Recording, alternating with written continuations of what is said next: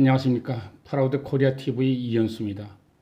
오늘은 저번 시간에 이어 이승만 대통령의 업적 중 교육 분야의 업적 그리고 사회 분야의 업적에 대하여 말씀을 나누도록 하겠습니다. 구독과 좋아요는 저에게 큰 힘이 됩니다. 앞으로 좋은 영상으로 보답해 드리겠습니다. 이승만 대통령은 6년 의무 교육 제도를 도입하고 성인들 대상으로 문맹 퇴치 운동을 전개하였습니다.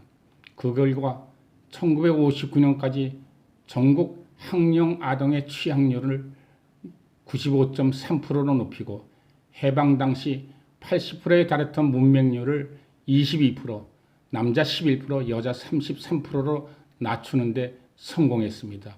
나아가 이승만 대통령의 정부는 중고등학교와 대학을 대폭 증설하고 해외 유학을 장려함으로써 산업화에 필요한 고급 인재를 양산했습니다.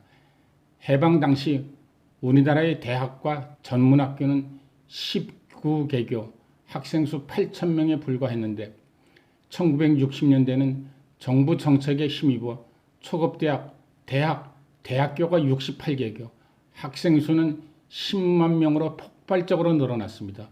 그리고 이 대통령 집권기에 해외 유학생 수가 비약적으로 늘었는데 1953년부터 1960년까지 정규 유학생 자격으로 해외로 나간 학생이 4,884명, 그 중에 89.9%가 미국이었습니다. 기술훈련 유학생 자격으로 출국한 학생이 2,309명이었습니다. 이 밖에도 1950년대 9,000명 이상의 군 장교들이 미국의 각종 군사학교에 파견되어 교육을 받았습니다. 이러한 교육정책의 장려로 인하여 1960년대 이후 경제적 경제 성장의 지적 기반이 조성되었습니다. 다음으로 양반 제도를 뿌리 뽑고 남녀에게 동등한 교육 기회 보장을 주는 등 사회 분야의 업적에 대해 말씀을 나누도록 하겠습니다. 이승만 대통령이 사회 분야에서 끼친 영향력도 대단한데 우선 농지 개혁을 통해서 전통적인 양반 제도를 뿌리 뽑았습니다. 그리고 남녀 구분 없이 동등한 교육 및 취업 기회를 정책적으로 보장함으로써 한국 사회의 평등화에 획기적으로 기여하였습니다. 이 대통령 집권기에 한국 여성은 초등학교 수준에서 남자와 똑같은 의무 교육을 받게 되었고 나아가 중고등학교 및 대학에 대거 진학하기 시작하였습니다. 1958년 각급 학교의 여학생 수를 비교해 보면 초등학교의 경우 3.1배, 중고등학교의 경우 6.1배, 사범학교의 경우 2.5배, 그리고 대학교의 경우 8.5배로 엄청난 증가를 보였습니다.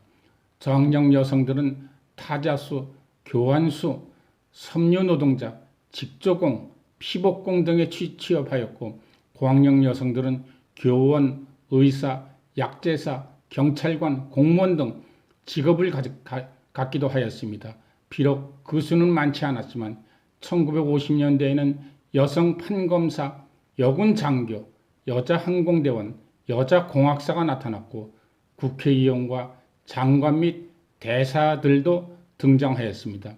조선시대 이래 차별대우를 받던 한국 여성이 이 대통령의 집권기에 많은 혜택을 누리게 된 것입니다.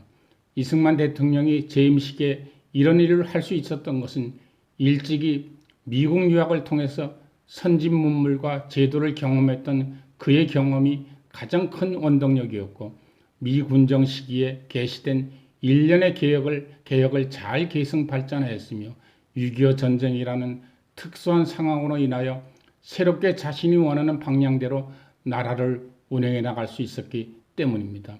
이런 여러 가지 개혁과 업적에 대하여 수정주의 사관을 가지고 있는 자들에 의하면 미제의 앞잡이로서 남한을 미국의 패권 국가에 종속시키는 작업을 수행했다고 비판하는 자들이 있지만 그러나 우리나라의 관점에서 보면 해방 후 혼돈했던 시대 상황 속에서 강력한 리더십과 확고한 반공의식을 통해 자유민주주의를 수호하고 제도적 정비와 사회 다방면의 개혁을 이루어서 진정한 민주주의 국가를 위한 초석을 놓았다는 점은 그 누구도 부인할 수 없는 이승만 대통령의 공이라 할 수 있습니다.